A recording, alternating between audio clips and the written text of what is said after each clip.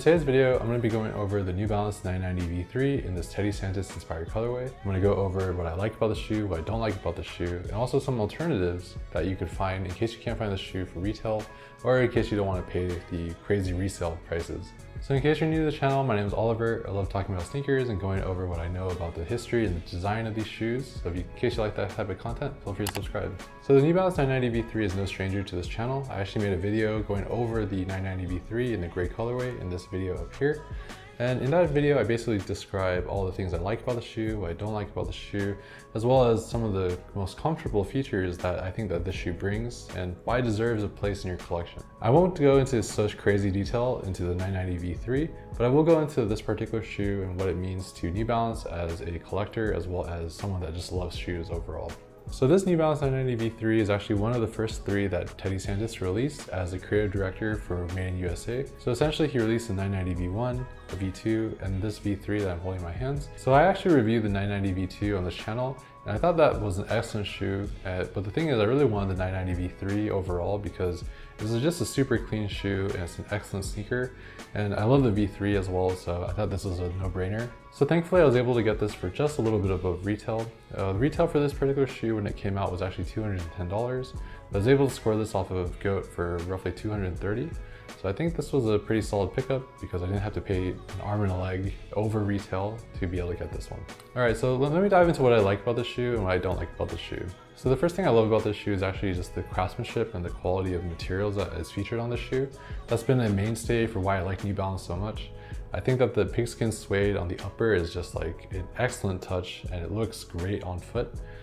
And I think that is something that you have to really hold in hands to be able to see it. So I'll try to leave some really good videos to like kind of give you that feel in case you haven't felt this pair in hands before. I also really like the colors on the shoe. I think that the combinations of that classic New Balance gray, as well as this like inclusion of the olive mesh on some of the panels, is just an excellent touch. I also think that the tan leather overlays give it an excellent touch to really combines and blends the colors of the shoe. Plus the white laces and the cream midsole, you just can't go wrong with that. I think that's just a classic look that is gonna probably persist for a pretty long time. The other aspect that I love about the shoe is just the accents of cream and white all throughout the shoe. We have the cream midsole with the white underlay on the forefoot. And we also have the white laces. They also come with a cream set of laces too. So it really gives you a chance to kind of mix up your look. The other aspect about the shoe that I love is just the comfort of the shoe. The 990 V3 is heralded for its comfort, and definitely this one doesn't miss. So highly would recommend this, definitely in case you're looking for a very comfortable shoe. Some of the things I don't like about the shoe is actually just the quality is so good that I actually cannot wear this in rain because the materials that they use here, this pigskin suede, once it gets wet, it just looks terrible. And I really, I'm a little bit sad about that because, I can't really wear this all year round. Like I think that this shoe pretty much can be worn almost all year round except for when it rains. And because of the material and because of how difficult it is to clean suede, this is one of the biggest gripes I have about these types of sneakers. So definitely if you're looking to get a pair of these, I would highly recommend getting like some type of repellent to try and like repel water off of the shoe to make sure it doesn't get wet, or just don't wear them in the rain. So the only other particular thing I don't like about this shoe is the fact that it's sold out immediately on release day, and it made it very difficult to get a pair of these in hand. In fact, I really dislike the fact that these were a general release pair, and then the fact that New Balance tried to like limit the quantity of these made it really difficult. And I think it really hurts them in the long run because I don't think that this shoe should have been like that difficult to get on the release day. If people really wanted the pairs, they should have been able to get them. I really appreciate the fact that like the resale market is not that bad nowadays, but the problem is that because there's such limited stock, they're only going to keep going up in value unless they decide to re-release more and more. So those are the things I like and don't like about the shoe. Let me go over some alternatives that you might want to consider in case you weren't able to find this pair for retail, or in case you don't want to pay some of the resale value for this particular shoe. So the first shoe up on this list is definitely the 990 V2 in the same collection. I think that this is an underrated sneaker and is sitting at pretty much retail at this moment. So I wouldn't hesitate to scoop up a pair, and I think the V2 actually looks pretty clean on foot as well. So check out my video up there in case you wanted to see it.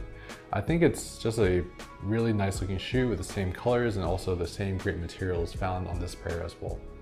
Alright, so the next shoe up on this list is the 990 V3 in this gray colorway. This is pretty much the base shoe of this one here that I'm holding, and I think that this is an excellent alternative. You can't really miss with this one. It's super clean. It's the classic gray colorway. The only thing is it's not hyped. Obviously there's no like special collaborations done on this particular pair. I think that this is an excellent alternative in case you're looking for a pair because, you know, obviously you still get that 990 V3, so you get that great comfort, you get that great material, but you just don't get that hype factor that these have with, you know, the whole Teddy Santis name. So definitely look out for these. I think these are an excellent shoe, and I'll leave a link to them in the description box below. Next up is actually the 2002 R. I think that this is an excellent shoe to compare against with the 990 V3 because not only is it a little bit cheaper, but it's also pretty comfortable too. So the major differences between the 2002 R and the 990 V3 is the fact that this is not made in the USA. But despite that, I think this is still an excellent quality sneaker and it's very comfortable on foot. And not only that, it's also about $45 cheaper. So if you can get this pair, definitely think about it for your collection. Lastly, you can't forget about this pair. This is the New Balance 574. This is a very classic sneaker that New Balance has, released back in 1988. And it's just one of the most, you know, classic New Balance sneakers that they have in their collection. I'll go over a detailed video on this one coming up soon, but just wanted to throw this out there.